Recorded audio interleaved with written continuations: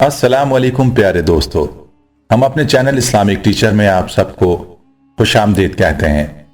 उम्मीद है कि आप दोस्त अहबाब खैर आफियत से होंगे।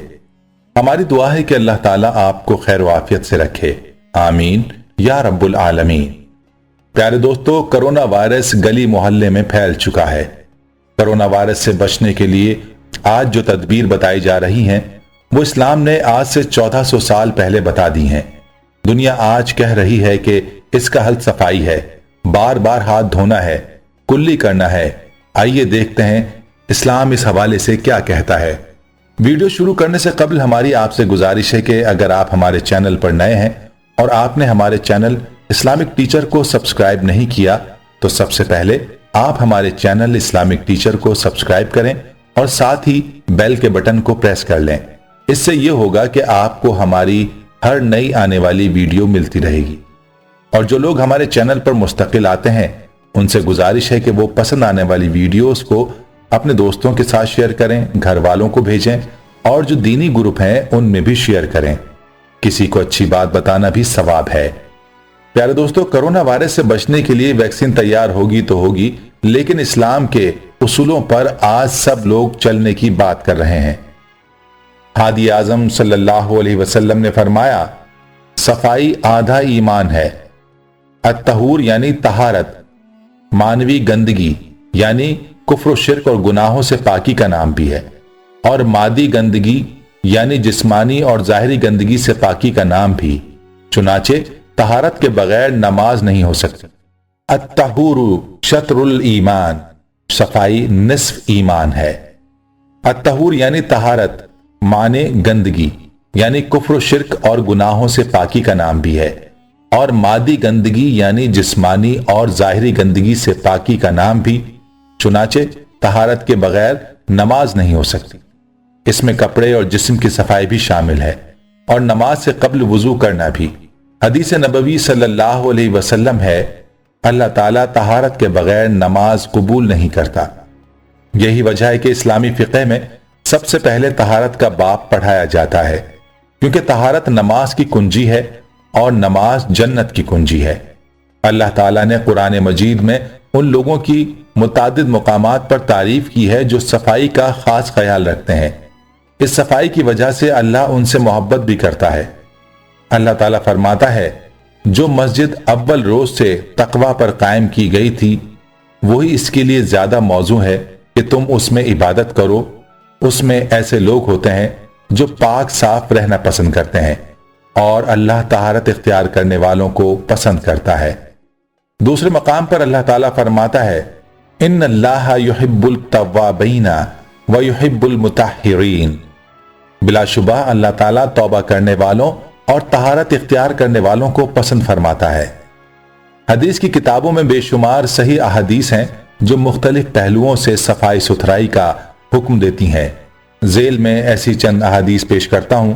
हर मुसलमान पर अल्लाह का हक है कि 7 दिनों में एक ऐसा दिन हो कि जिसमें वो अपने सर और बदन को गुस्ल दे, और ये नहाना और गुस्ल करना उस वक्त फर्ज हो जाता है जब इंसान के जिस्म पर जाहिरी या मानवी गंदगी हो।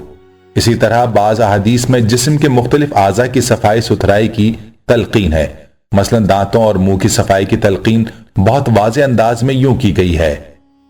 बुखारी मुस्लिम में है, अगर मेरा यह हुक्म उम्मत पर गिरा ना होता तो मैं उन्हें हर नमाज के वक्त मिसवाक करने यानी दांतों की सफाई का हुक्म देता। इसी तरह बालों की सफाई का हुक्म भी इसी अंदाज में है। जिस किसी के बाल हों तो उसे चाहिए कि वो उनकी देखभाल करे।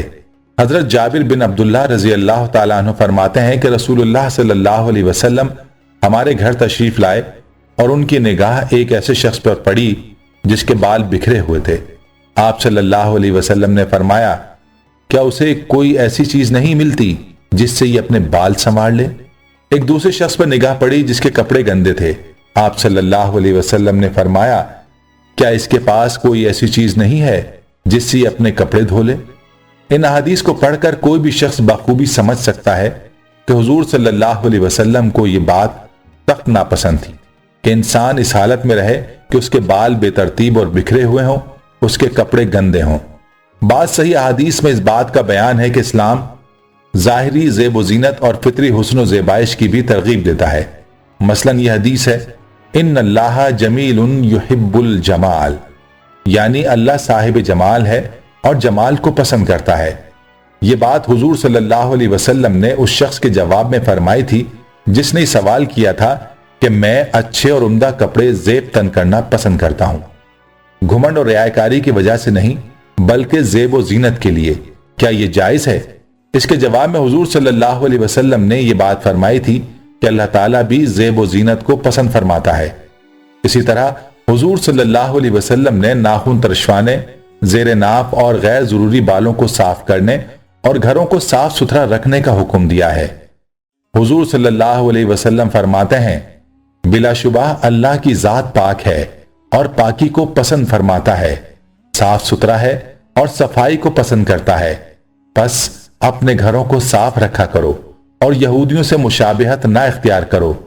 غالباً اس زمانے میں یہودی گھروں کو گندا رکھتے ہوں گے۔ حضور صلی اللہ علیہ وسلم نے گھر سے باہر سڑکوں کی صفائی کا بھی حکم دیا اور اس بات سے سختی سے منع کیا کہ لوگ راستوں اور دیواروں کے سائے میں پیشاب یا پخانہ کریں۔ حدیث نبوی صلی اللہ علیہ وسلم ہے، دونوں قابل لعنت چیزوں سے بچو، پیشاب پخانے سے اور اس شخص سے جو لوگوں کے راستے یا سائے میں پیشاب پخانہ کرتا ہو۔ اسی طرح حضور صلی اللہ علیہ وسلم نے کھانے پینے کی چیزوں میں صفائی ستھرائی کی تلقین بھی کی ہے۔ فرمایا، اپنے گھروں کے دروازے بند کر لیا کرو، یعنی سوتے وقت، تاکہ جانور وغیرہ نہ گھس جایا کریں، اور اپنے برتنوں کو ڈھانک دیا کرو اور بتی گل کر دیا کرو اور پانی کے برتنوں کو ڈھانک دیا کرو۔ پیارے دوستو، ایک ہمیں صفائی کرنی چاہیے، دوم توبہ کرنی چاہیے۔ توبہ کا دروازہ ہر وقت کھلا رہتا ہے، بندہ نہیں ہوگا، اور سورج مغرب سے طلوع ہونے تک کسی بندے اور توبہ کے درمیان کوئی رکاوٹ نہیں آئے گی، لیکن جب سورج مغرب سے طلوع ہو گیا تو اس وقت توبہ کا دروازہ بند ہو جائے گا، اور اس لمحے کے بعد کسی کا ایمان لانا مفید ثابت نہ ہوگا۔ چنانچہ زر بن حبیش صفان بن اسال رضی اللہ تعالیٰ عنہ بیان کرتے ہیں کہ رسول اللہ صلی اللہ علیہ وسلم سے سنا، اللہ تعالیٰ نے توبہ کے لیے مغرب کی جانب ایک دروازہ کھولا ہے جس کی چوڑائی 70 سال ہے، یہ اس وقت تک بند نہیں ہوگا جب تک مغرب سے سورج طلوع نہ ہو جائے۔ نسائی، ابن ماجہ اور ترمذی نے اسے روایت کیا ہے اور اسے صحیح قرار دیا۔ اللہ تعالیٰ نے توبہ کرنے پر بہت بڑے ثواب اور اچھے انجام کا وعدہ کیا ہے۔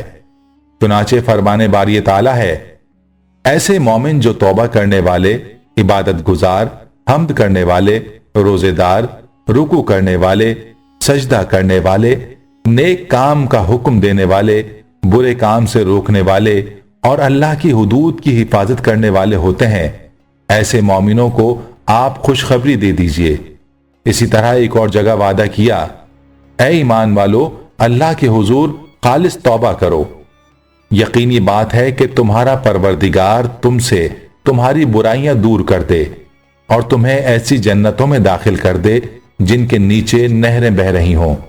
اس دن اللہ اپنے نبی کو اور ان لوگوں کو جو اس پر ایمان لائے ان کو رسوا نہیں کرے گا، ان کا نور ان کے آگے آگے اور دائیں جانب دوڑ رہا ہوگا، اور وہ کہہ رہے ہوں گے، اے ہمارے پروردگار، ہمارے لیے ہمارا نور پورا کر دے اور ہمیں بخش دے، یقیناً تو ہر چیز پر قادر ہے۔ پھر ایک اور مقام پر وعدہ فرمایا، اور اللہ کے ساتھ کسی اور اللہ کو نہیں پکارتے، نہ ہی اللہ کی حرام کی ہوئی کسی جان کو ناحق قتل کرتے ہیں اور نہ زنا کرتے ہیں، اور جو شخص ایسے کام کرے گا ان کی سزا پا کے رہے گا۔ قیامت کے دن اس کا عذاب دگنا کر دیا جائے گا اور ذلیل ہو کر اس میں ہمیشہ کے لیے پڑا رہے گا۔ ہاں، جو شخص توبہ کر لے اور ایمان لے آئے اور نیک عمل کرے تو ایسے لوگوں کی برائیوں کو اللہ تعالیٰ نیکیوں سے بدل دے گا، اور اللہ بہت بخشنے والا، رحم کرنے والا ہے۔